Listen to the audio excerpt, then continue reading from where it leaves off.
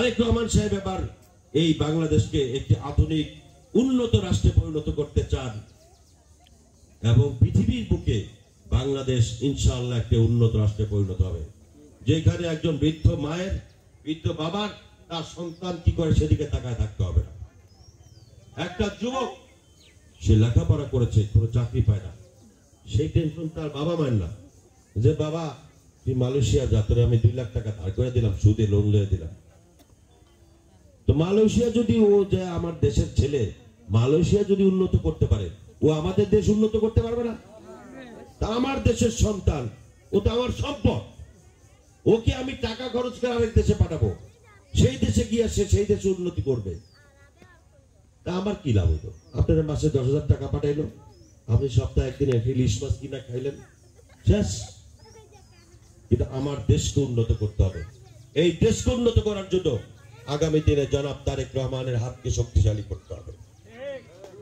তারেক রহমান সাহেব এবং বেগম খালেদা জিয়ার মনোনীত প্রার্থী হয়ে ধানের শীষ প্রতীক দিয়ে যিনি আপনাদের মাঝে আসবে, তার পক্ষে আপনারা কাজ করবেন। ব্যক্তি থাকা দরকার নেই, কারণ আমার দরকার এলাকার উন্নয়ন করা, আমার দরকার এলাকার মানুষের উপকার করা, আমার দরকার রাস্তাঘাট তৈরি করা। এখানে আমি কোনো ব্যক্তির দিকে তাকায় থাকবো না। এই দেশের দেশ যদি ভালো থাকে, বিএনপি ভালো থাকে, বিএনপি ভালো থাকলে দেশ ভালো থাকবে। খালেদা জিয়া যখন ভালো ছিল, বিএনপি ভালো ছিল, আর বিএনপি ভালো ছিল যখন, দেশও ভালো ছিল। ভবিষ্যতে যদি বিএনপি ভালো থাকে, বাংলাদেশ ভালো থাকবে। এখন বিএনপি একটু ভালো সময় দেখছেন, আমরা কোথায় এসে খুঁজে বের করছি, যতটুকু পারছি। আমাদের টেবিলিটি নাই, গত 15 বছর আমাদেরকে শেষ করে দিয়েছে সরকার। তা আপনারা বিএনপির পাশে থাকবেন, বিএনপি আপনাদের পাশে থাকবে। আরেকটা কথা রাজীব খুব করে বলতেছিল যে ভাই যদি এই এলাকায় কোনো কিছু হয়, দল যদি তারা কিছু নেতা টেতা বানায়, তাহলে সে আপনার জন্য যেভাবে হোক ঝগড়াঝাটি করে হলো আমার কাছ থেকে কিছু নিয়ে আসবে। আমি আপনাদেরকে বলতে চাই, আমি যদি কিছু না হই, আমার বাড়ি কিন্তু চরমনাই, আমার বাড়ি ওপারে, থাকি ঢাকায়, রাজনীতি করি কেন্দ্রে, কিন্তু বাড়ি কিন্তু ওপারে। আমি যদি আমার দল যদি রাষ্ট্র ক্ষমতায় যেতে পারে, আমি এই দলের কেন্দ্রীয় কমিটির একজন নেতা, সেই হিসেবে এই এলাকার কিছু যদি নাও হই, তবুও আমি আপনাদের পাশে ইনশাআল্লাহ থাকবো।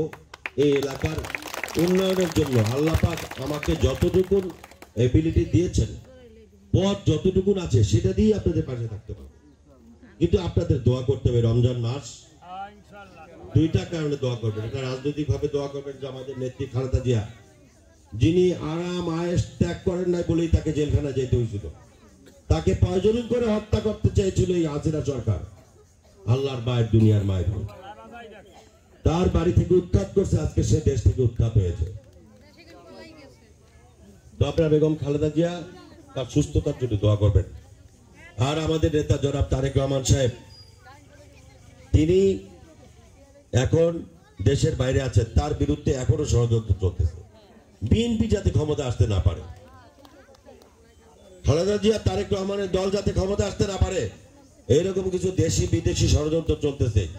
এই ব্যাপারে আপনারা একটু সোচ্চার সতর্ক ভূমিকা পালন করবেন, আর আল্লাহর কাছে দোয়া করবেন যে আল্লাহ এই ষড়যন্ত্রকারীদের হাত থেকে এই দেশকে রক্ষা করো, খালেদা জিয়াকে রক্ষা করো, তারেক রহমানকে রক্ষা করো, বিএনপিকে রক্ষা করো। সর্বশেষ আমি আপনাদের কাছে দোয়া চাই, আপনাদের জন্য দোয়া করব।